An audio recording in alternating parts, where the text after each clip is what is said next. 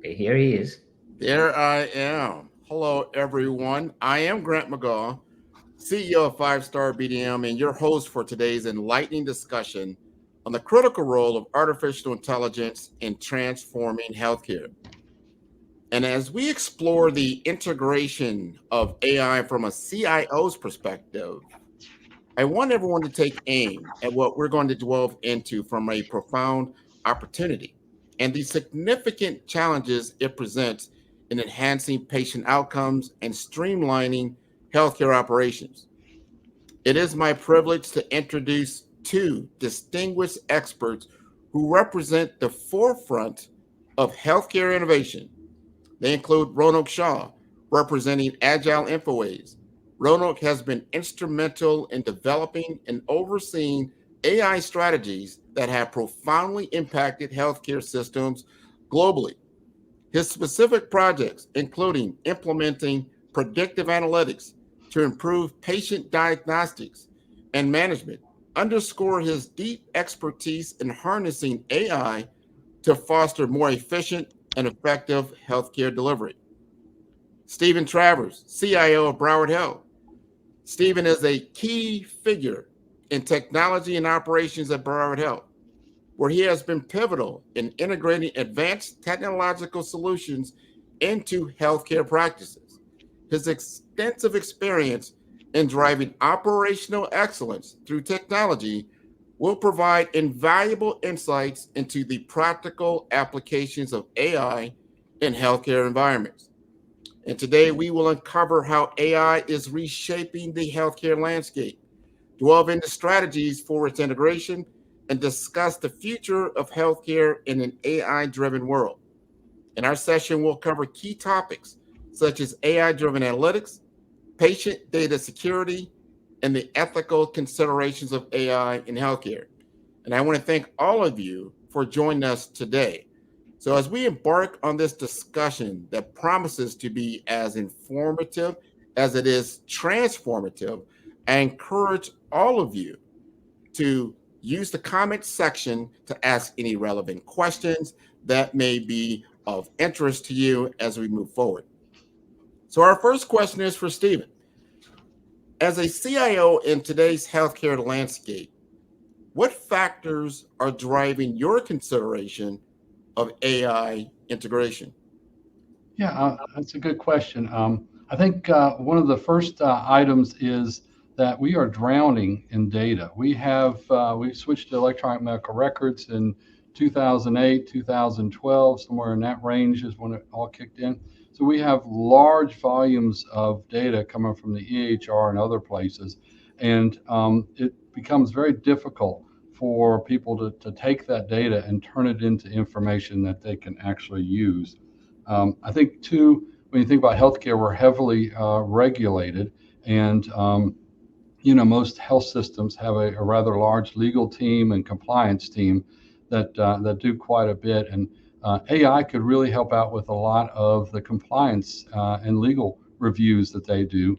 And then, patient care these days is it's patient centered, and so it's not like going to a car factory and you're stopping at each section and everybody gets the exact same service. Each patient that comes in the door has a unique path as they navigate the healthcare services that are there to get out on the other end. And at each step, it's customized for them. That creates a huge opportunity for errors to occur because you're not doing the same thing over and over. Each one is a unique situation. And so AI is something that could really help us out in that arena.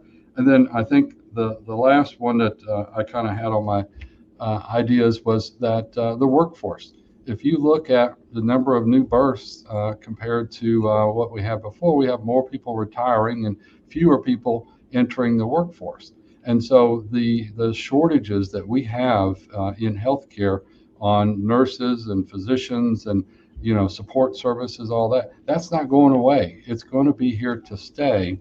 And so instead of really saying how do we find a way to hire more people, we should be looking at how do we find ways for the people that we have hired to make their jobs easier so that they can do the work that they need to do and not have so many individuals involved in it. So those things are some of the big things that are impacting. And when I think of AI, I try to tie it into those operational issues that we run into every day, just about. I can understand that. It is so critical, especially staff augmentation. We just don't have enough bodies, and not only that, just we're doing those menial tasks that these very intelligent people that we've invested a lot of money into, they've invested a lot of education into. We want to bring their skill sets to the front. I think AI can be a big factor. So I do appreciate you sharing that. I want to swing this over to Rona. And I want to ask, from your experience, what are some of the key areas in healthcare operations where AI can deliver significant value for healthcare operations? Thank you for the question, Grant, and thank you for the great introduction as well. So AI can really deliver a lot of significant value into the healthcare organization. There are different things that we can consider. One is like clinical decision support system. Like you can have the AI-driven systems designed, and clinicians would be able to make more informed decisions by analyzing the patient data. Their diagnostics is more accurate, and the treatments are more effective, because as Steve said, every patient is a unique patient. So the data can give a lot of great information to the clinicians, and they can make more informed decisions based on the data. There are AI-based analytics platforms that are also very useful, that can be used by the organization. They can see the operational performance much better. The resource utilization can be viewed. So a lot of strategic planning can be done by using the analytics platform. The most important part we see across a lot of healthcare organizations is the predictive scheduling solutions are being designed.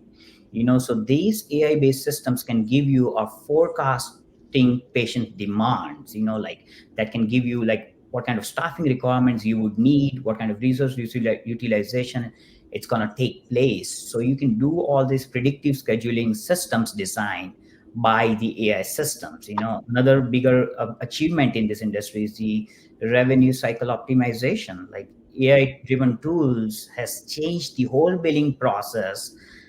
The inventory, not the revenue leakages. You can identify the revenue leakages, and probably you can even improve the reimbursement as well by using this revenue cycle optimization.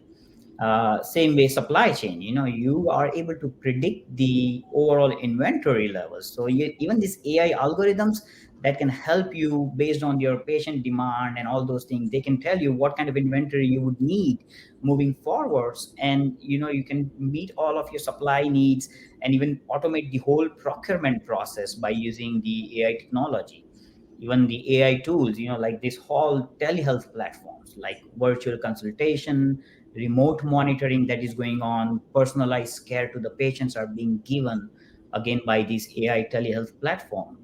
We have seen a lot of administrative task automation are going on right now. Like, a lot of our people in the healthcare industry, they do a lot of the administrative task is doing like, the repetitive task of scheduling and appointments and follow-ups. All those things are being automated. Even the claim processing, a lot of things are being automated by the AI algorithm. So I'll give you one classic example for one of the company in New Jersey that we are working with on the remote patient monitoring solution that we have designed. We have onboarded about 200 locations for them. This remote patient monitoring solution that we've designed is when patient leaves from the hospital or ICU beds, when they are at the care facility, we monitor the patients by all the different kind of IoT devices. Like we monitor their blood pressure level, glucose monitors, we monitor pulse activities. Now, the biggest problem these healthcare providers were facing in terms of the billing, because, even if they're monitoring them, you can't really bill that to insurance company that now we are monitoring them for 40 hours or 100 hours a week. So we automated this whole solution. So let's say when the patient activity levels are changed, there are problems in their activity levels, these healthcare providers get this whole alert solution. When they get the alert, they start treating the patient remotely. And then we've automated the whole clocking system So the billing is only generated based on the time that they really spend treating that patient, even remotely. It was a big achievement. It creates a big transparency between the healthcare providers, the insurance companies, and the patient as well. So this, as I said, the AI can have a lot many bigger solutions than what we can think right now. 100. I listened to that, and it seems like it's something so far in the future, but it's something that is happening right now. That Yes. this digital transformation in our healthcare delivery, not because it's a shiny new object, but it's something that can be utilized immediately to save lives and to help with these operations outside even the clinical roles, all these other things. I know, Stephen, you're very astute to these things, and when you consider these potential benefits, how can a healthcare organization like yours start building a roadmap for AI implementation? Yeah, I think as we look at it, it's almost like an endless list right now of opportunities for AI. And it reminds me of when I was a kid, I would go to my grandparents' house, and they kept a jar of just spare change. And my grandmother would give us some, and then we would go down the street to there's a little store nearby, and we would go in there, and there'd be a row of candy. So it's chocolates and hard candies, all that kind of stuff. And it's just oodles of stuff. So as a little kid, I'm kind of running back and forth, looking at all the wonderful things that is there. And I want to spend every little cent that she gave me down to the penny. And so we would figure all that up, and we get the candy, and then we would go back. And what is the kid going to do? He's going to sit down, and he's just going to start eating all that candy. And you run into the problem of, as you're eating that candy, you're going to have some chocolate and some caramel, and then you eat a little hard candy of watermelon, and it doesn't really taste good. It's not really giving you the enjoyment that you thought that you were going to get out of it. And so when I think of AI, I feel like that same person today. There's so many choices and so many options for you, and constantly we have people that are bringing great ideas to us. You want to hear them, but you just don't know which one to pick, and you're worried that when you pick one, it's going to be kind of like it's not going to have a good flavor. I think about like the Harry Potter, where they had the different jelly beans that had there, and one was earwax. And so I guess that's probably a good metaphor for it. So when I think about that and how am I going to pick the right solution in that, it really boils down to strategy.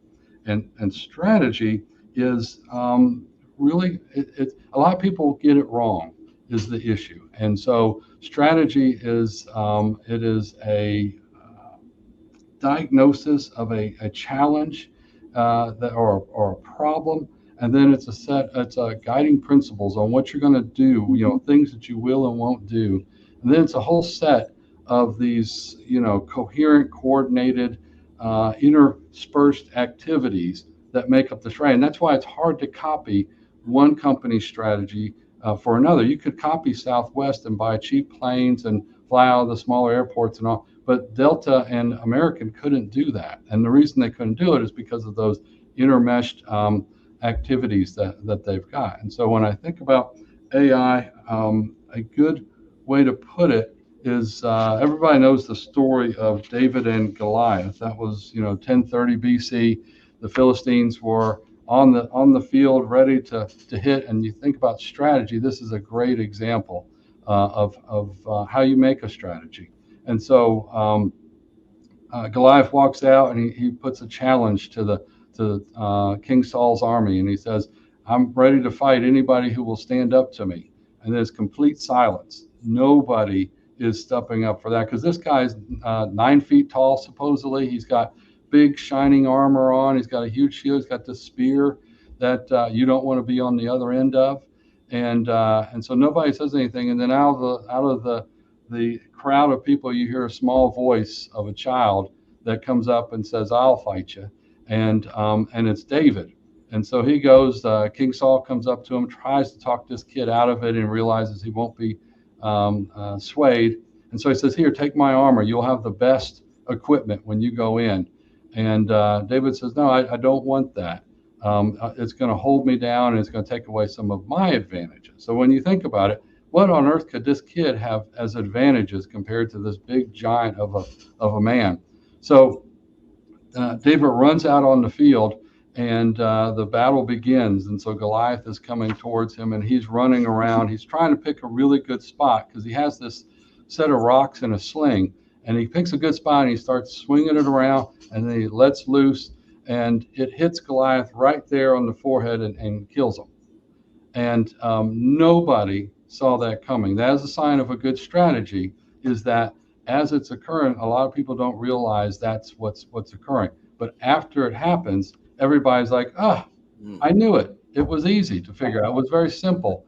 And so when you think about strategy, it's like that.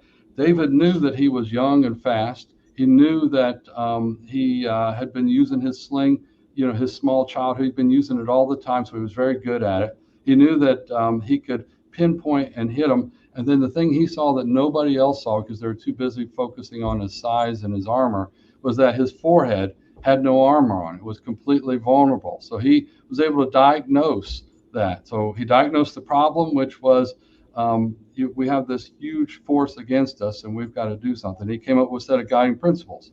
I'm not going to wear the armor. I'm going to be light. I'm going to maneuver. I'm going to move around. I'm going to use a sling. And then he took action. That's where he ran around, got his stuff. He swung fast enough that it would be a killing blow.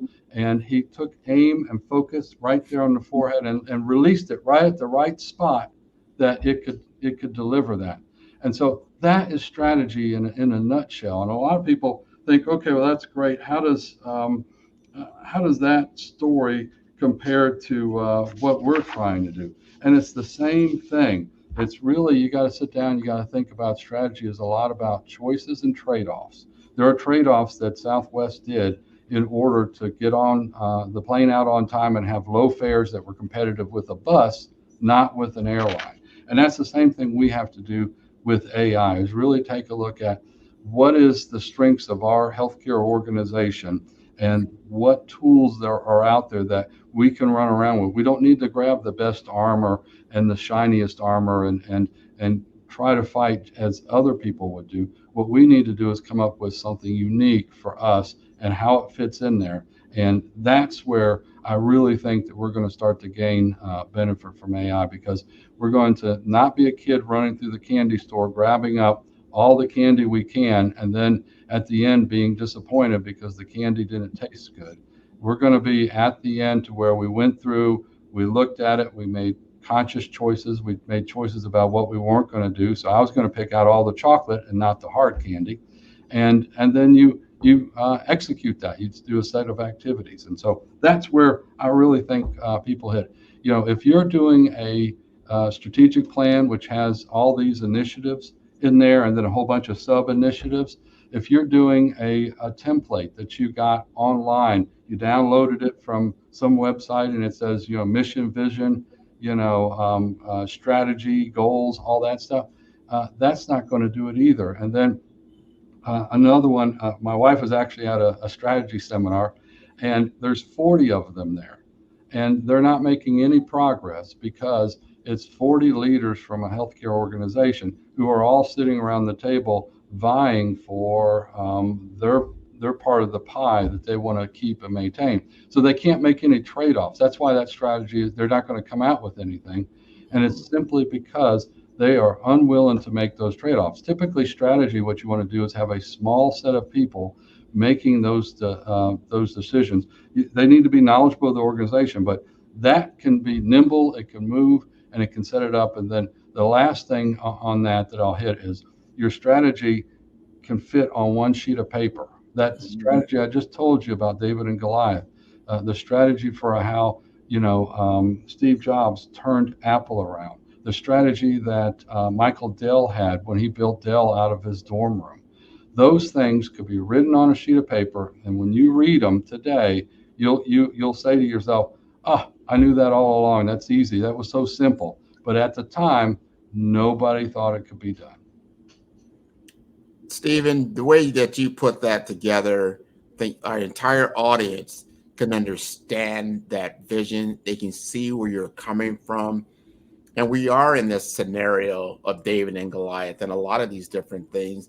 and we understand that our tool that we're trying to utilize these days that we're focused on right now is artificial intelligence. But then how do we deploy it? How is it going to be used? There's risk that has to be taken into effect, right? A risk mitigation. To your point earlier, I might deploy this tool, then that tool might change, and then it's not the same, or the problem may have moved. So there's a lot of considerations. So I definitely like how you shared that story, because it's very, very something to take into consideration. I want to ask Roanoke, what do you see as some of the key considerations for CIOs, thinking what Stephen just took us through? This is his situation. This is his playing field. So when you're selecting, a CIO is selecting and implementing an AI solution, what are that initial exploration? What are those key considerations that you would advise CIOs?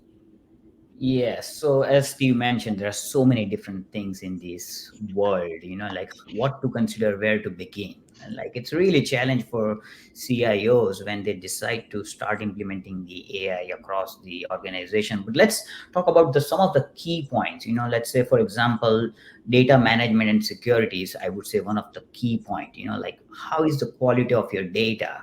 Because AI solutions rely heavily on the high quality and clean and integrated data, So we need to make sure that the data is accurate and it's standardized.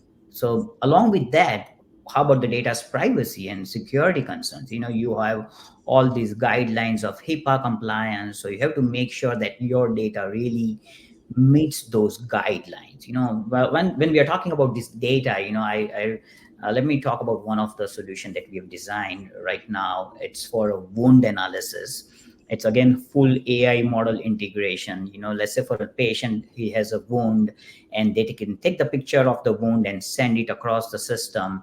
Now we designed these whole AI models and AI integration, which actually does the wound analysis on the fly, and then it would really know that it's an emergency condition or that can be treated even remotely, and then we have a Google Glass integration, we have a smart bandage integration, we have a thermal camera integration. So a lot of data is traveling through different systems when we are doing this whole wound analysis.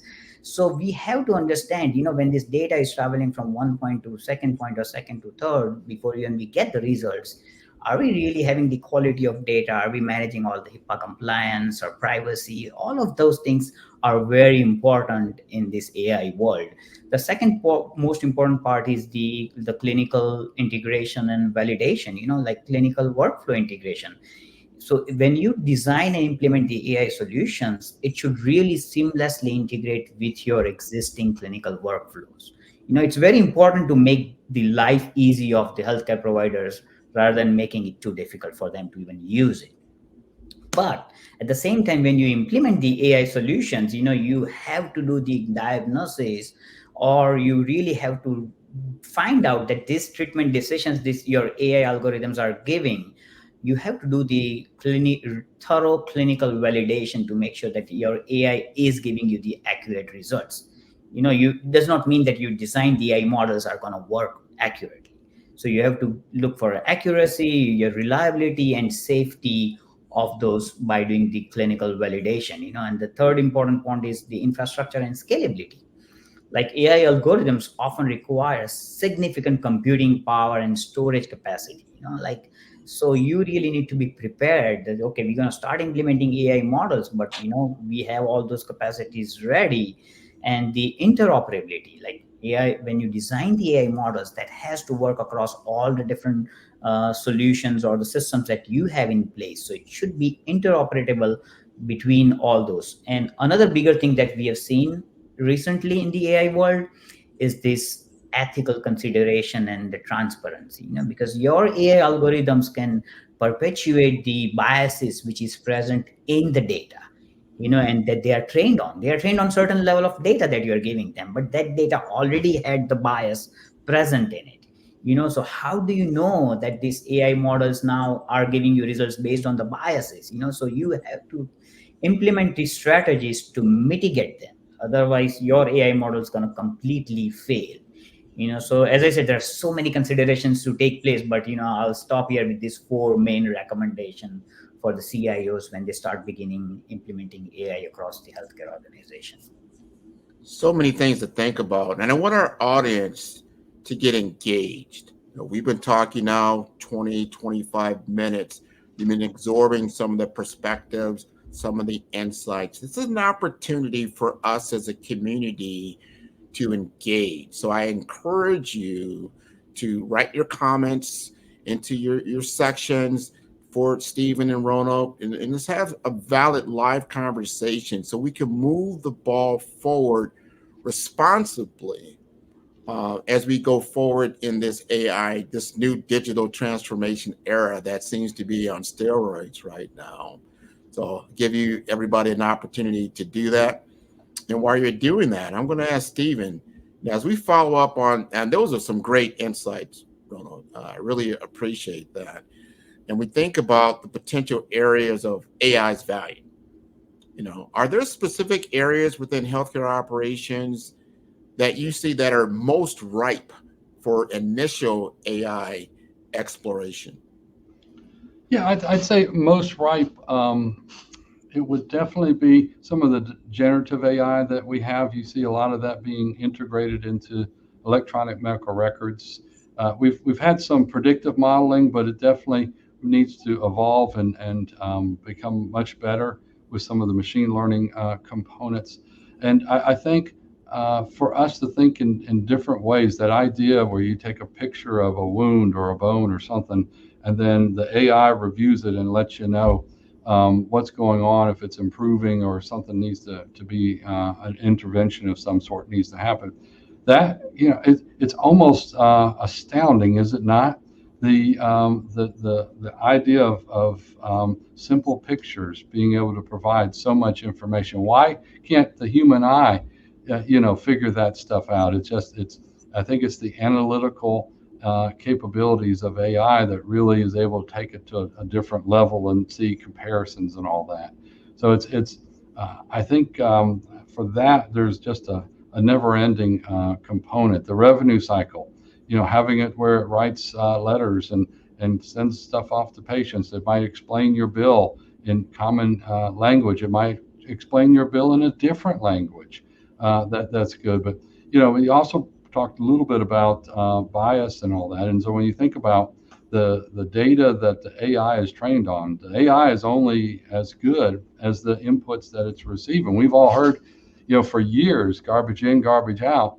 And that's where you really got to take a look at the information there. And I don't think you'd be able to clean up all your data to a level where you would completely remove any type of bias out of it. However, you could take a look at maybe there's something we could do on the other end as it gets ready to give us advice, have it go through some type of filter or something like that.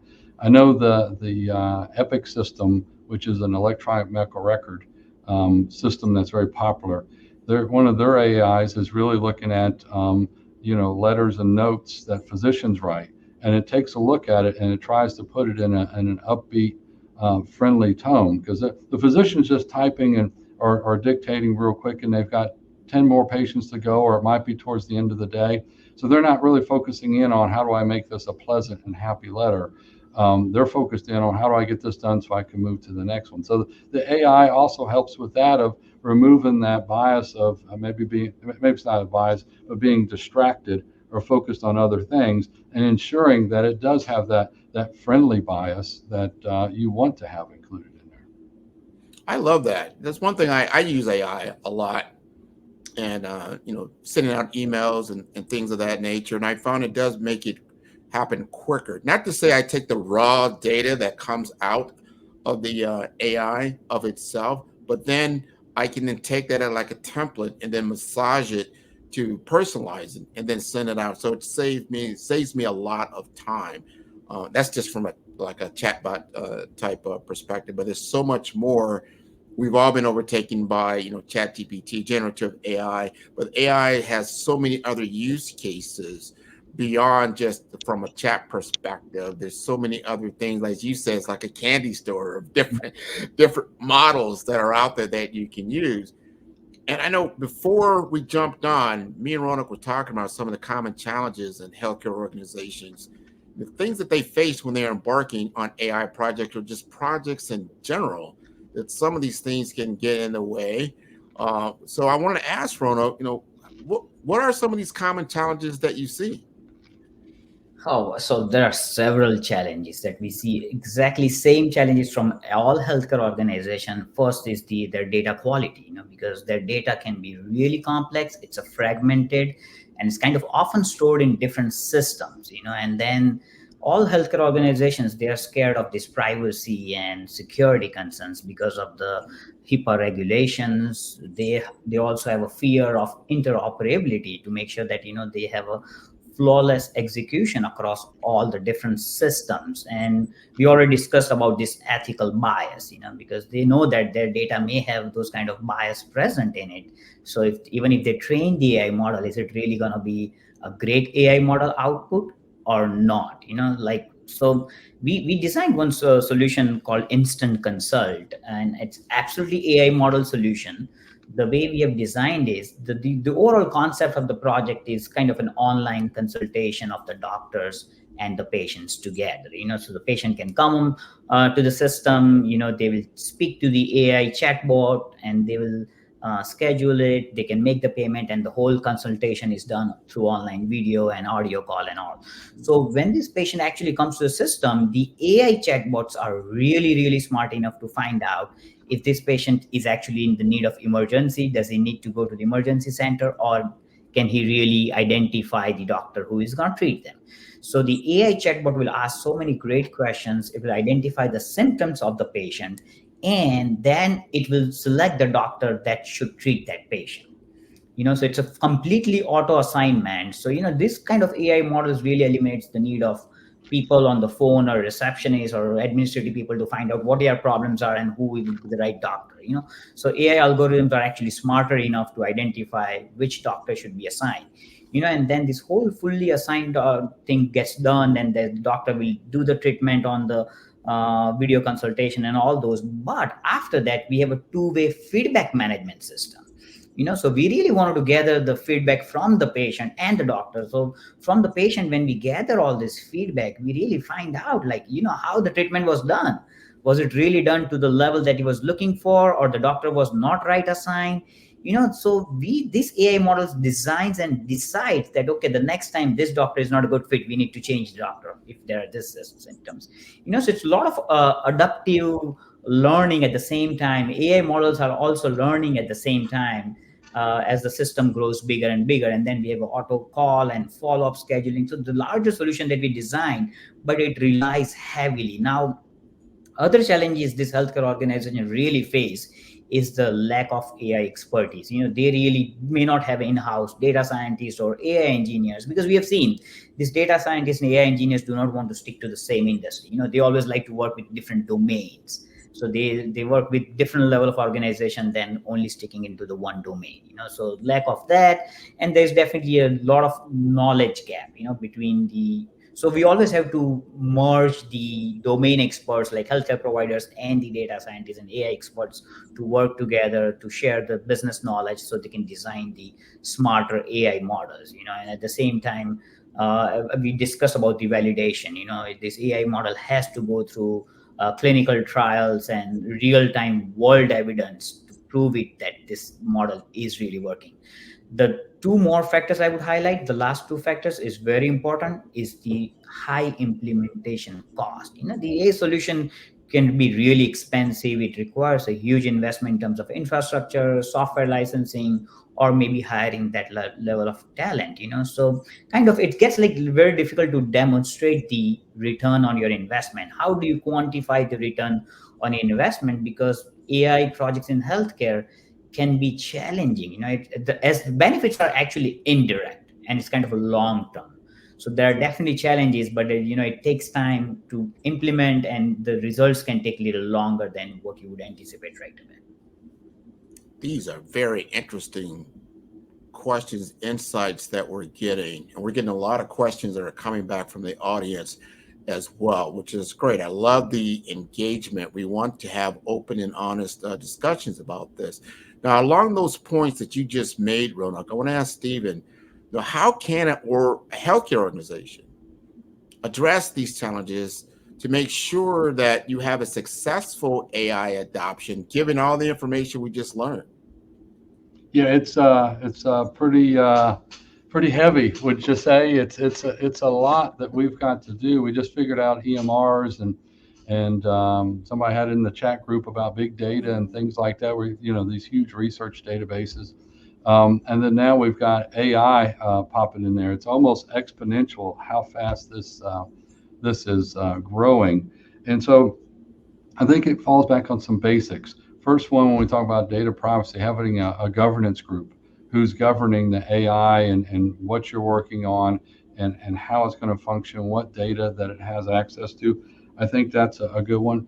Healthcare data, the quality at times can be very poor, and it's poor not because the person is just not putting the information in correctly. That happens a little bit with some errors, but in general, it's because of the fast nature and the episodic nature of delivery of healthcare that this data is kind of coming in, and you don't know what that person was going through at that moment as they put it in, and that can create those hallucinations we hear so many things about that's there. So you rely on the AI will figure out what's the good data, what's the bad data. Well, it doesn't. It's probably not going to do that at this stage. One day I can see AI doing the cleanup, to be honest.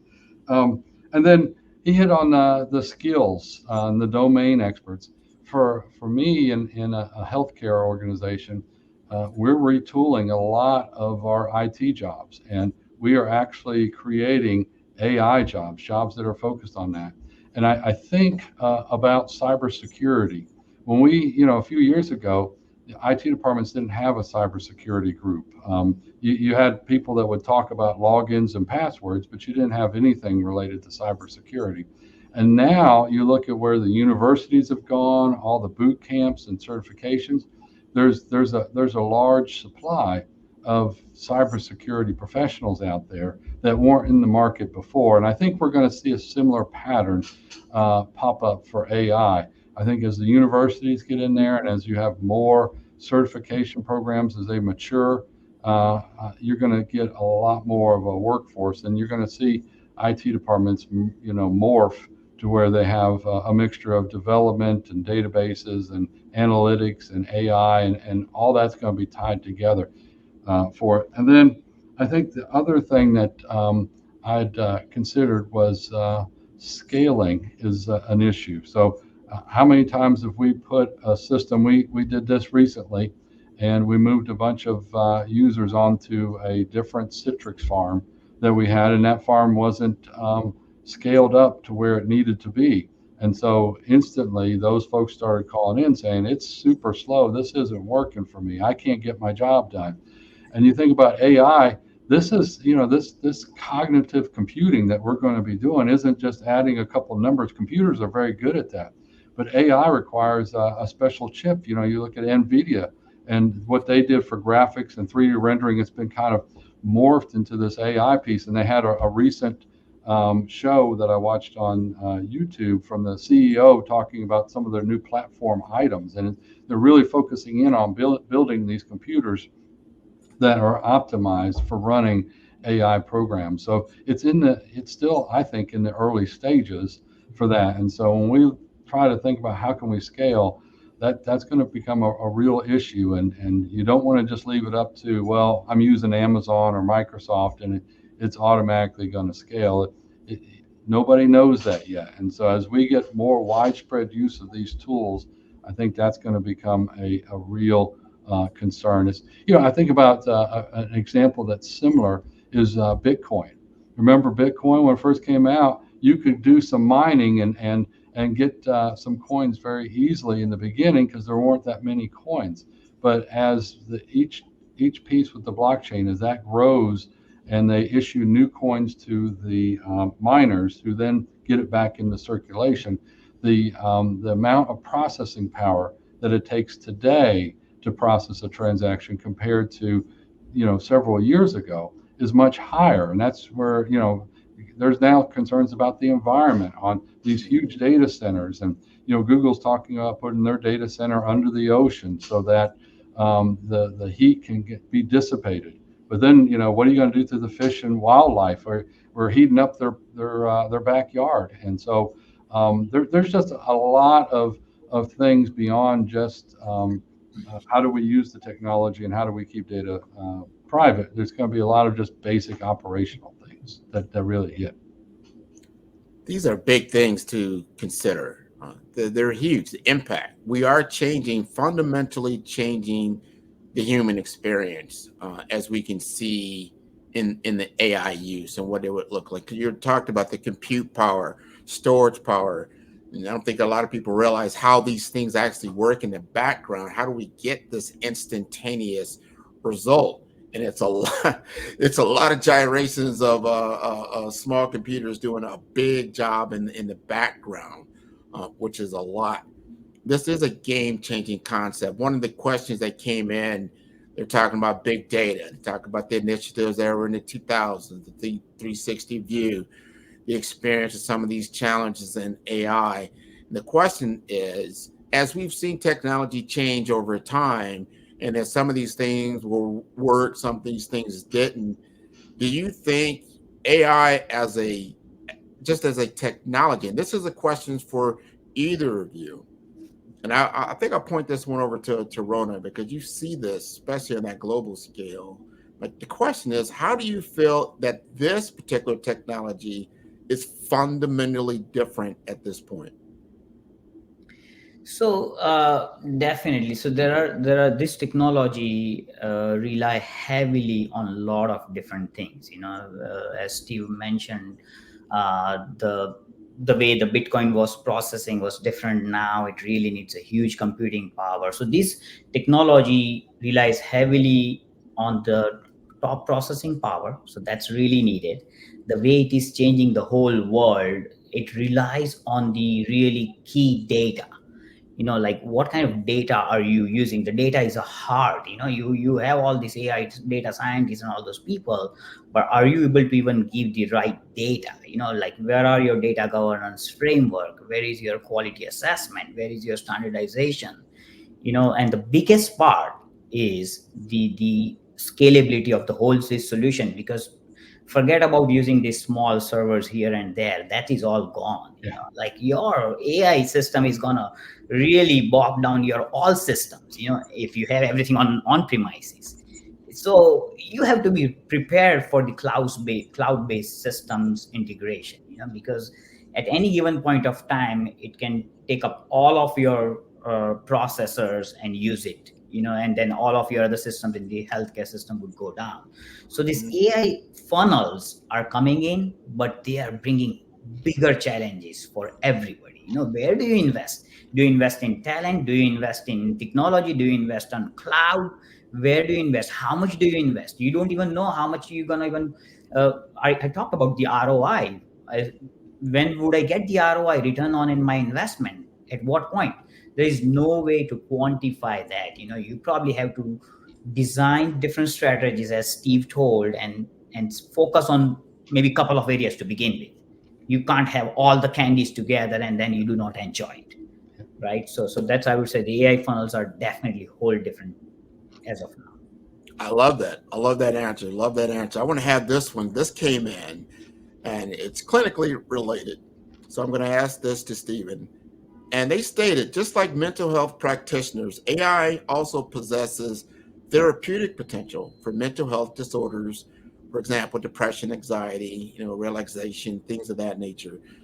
The question is, will this be, or how do you feel about emotional intelligence in artificial intelligence, sentiency, or they are augmented, I think they're calling it now artificial generative AI, that there is more of a general intelligence around this.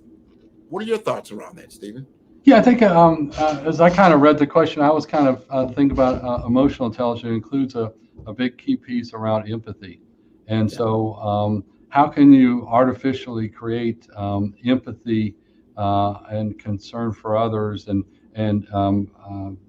artificial intelligence lacks emotions that are there for it. And so I think I don't know if AI at this point would be able to do a lot with that. We talked a little bit about generative AI, where it could make your text a lot nicer and all of that stuff, but I don't believe that the AI is really understanding anything about that. Where a human, as a manager, somebody that's strong in emotional intelligence, is able to kind of pick up on social situations, cues, body language, experiences that they've had. And so I don't see AI at this point doing that. Doesn't mean it can't do it in the future, but that's there. And that kind of brings up the whole idea of the future. We're going to have a world of AI and humans coexisting, doing things together, and it's right around the corner. You see some of the robots that they're building. This is stuff we saw as kids on TV and cartoons and that, as this futuristic thing like the Jetsons or whatever. But it's here today on a lot of those things. And so when I think about how all that's going to impact jobs, you really got to think, how do you take the work that you do and move it to where you're doing more. So there's an idea of this a knowledge funnel. And so at the top of the funnel, you have these things called mysteries. And then as knowledge moves through the organization, you have heuristics. And at the bottom, at the lowest level, you have algorithms. And so as knowledge comes into that funnel and goes down, you have these mysteries, which are problems that you're facing that you've never seen before and you don't know how to solve them. That's where humans and experts can really do a lot with that. And then when it moves into heuristics, I think that's where you got rules of thumbs for how to deal with stuff. And I think you're going to have a mixture of AI and humans solving those problems and working those out. And then at the bottom, you have algorithms. The computer's going to beat us hands down on processing a process or a set of things or to do if it can be digitized. And so as we look at it, you want to be at the top of that funnel. You want to be focused on mysteries and heuristics. And if your job today is one where it's based on an algorithm, it's ripe for disappearing here into the future. I love how you said that. I see that happening. I've been in information technology for 25 years. Information. So like an algorithm, right? But intelligent technology is a whole different ballgame. And that intelligence is what is valuable. Your intelligence, your knowledge, your awareness, your consciousness, very, very valuable. Very, very hard to simulate. Anybody could stand in front of a mirror and you'll see a likeness of yourself, but that's not your total self. Those are the things I think we need to consider these things. But to your point, it's an opportunity to upskill. That's the way I see AI. And being able to take some of that mundane information, just like a calculator. You can sit there and do complex math if you want to. It might take you some time, but I can actually stick it in the computer and get it pretty quick. But those are things we need to consider. I think too on that question, if I could, Grant, a bit with the emotional intelligence. That's where I think at the top part of the knowledge funnel with the mysteries and understanding those so that we can turn those into heuristics. That's where I think humans could really shine for that area. So, and I could be completely wrong. Somebody could probably in the audience could say, no, that's not correct. But that's my opinion of it. I've been around machines a long time. There's no sentience there.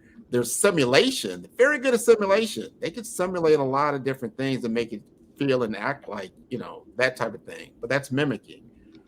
Siri told me she liked me the other day. Exactly.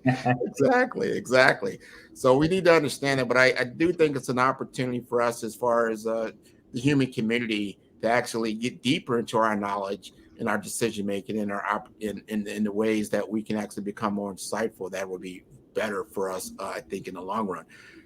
Now, Ronak, you mentioned something around data readiness as a key consideration. And I've heard this a lot of times. And I know I've been around data warehouses, data storage. I look at my own compute, and as far as information I have there, old pictures, videos, text, a bunch of stuff. Some of this is just garbage. Some of it isn't. But can you elaborate on specific steps healthcare organizations can take to ensure that their data infrastructure is prepared for AI integration? Sure, sure. As I said before, the data is actually the heart for the AI models, even for the healthcare organization. So first of all, you need to make sure that your data governance framework is in place. What that means is like you should have a robust data governance framework which defines the clear policies, the procedures, and the responsibility of managing and safeguarding this whole healthcare data, along with the security and compliance. And this data quality is a key essential. There are so many of inconsistencies that we see in the data, inaccuracies or missing data that could really affect this AI integration.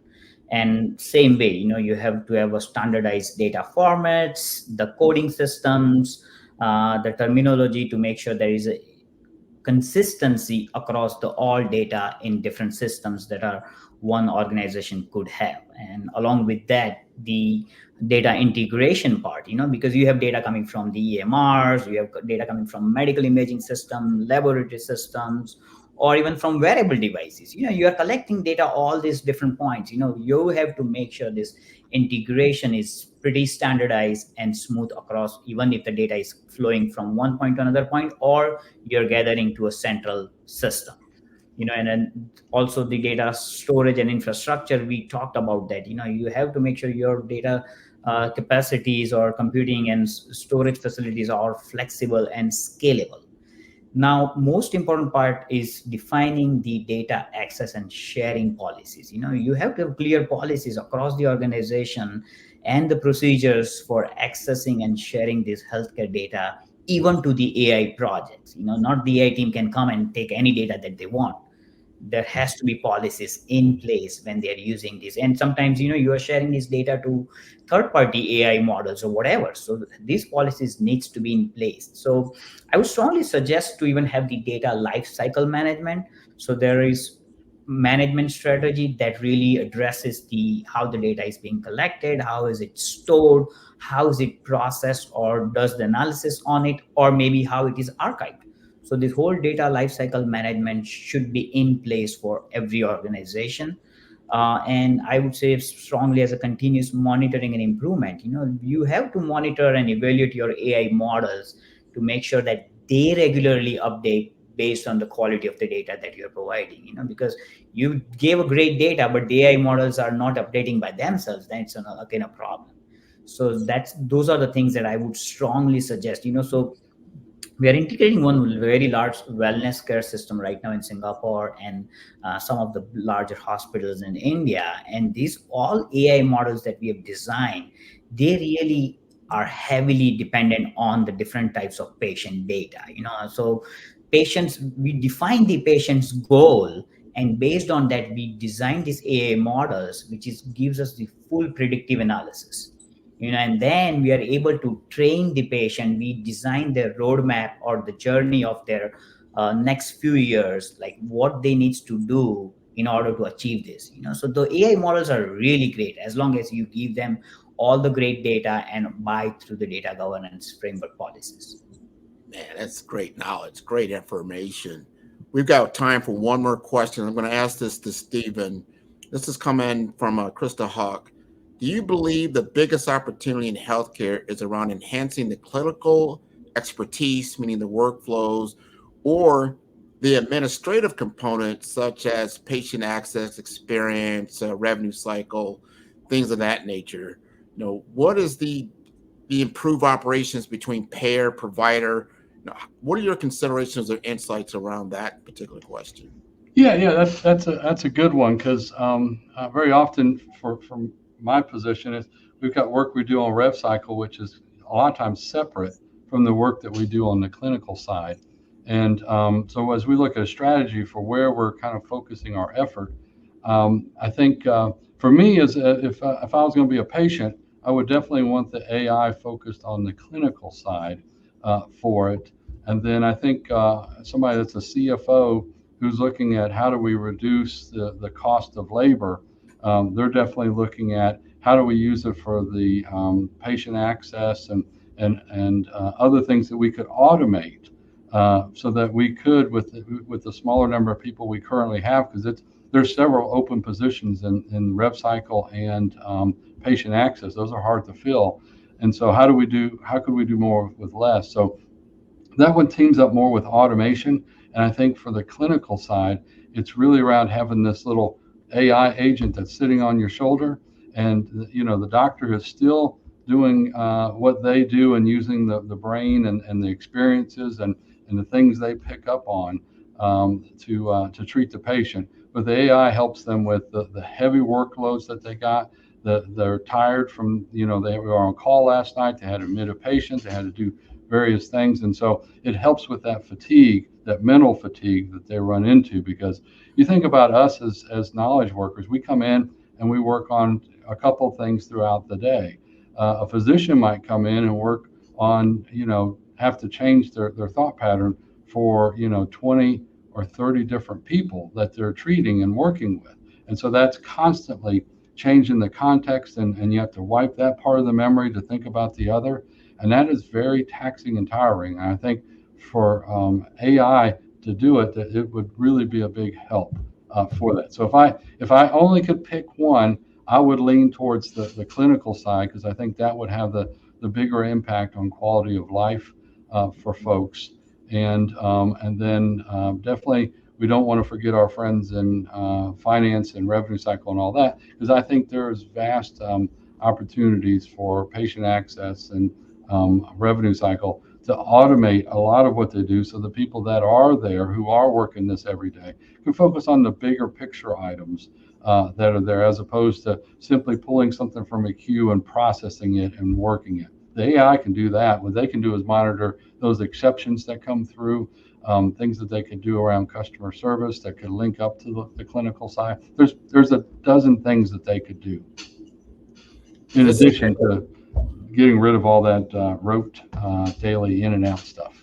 That's the thing. Get rid of some of the blocking and tackling at the very end, that we can really elevate our workforces. Because as we started this conversation talking about, we have a strained workforce and we've got to do more with less. And this is a way of doing that, but carefully moving forward. I want to thank you two gentlemen for sharing your knowledge, your insight, your experience with the audience. I want to thank the audience for their insightful questions.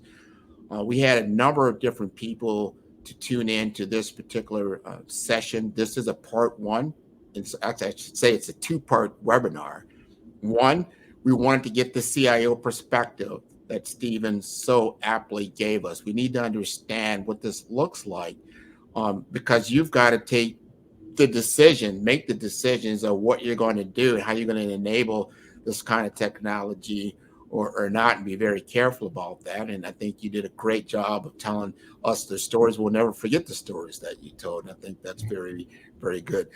Second part will be, we're going to get the CEO perspective from a Health Choice Network. That'll be with Alex Romilio. So important to understand that. If you're not familiar with Health Choice Network, they help federally qualified health centers throughout the nation.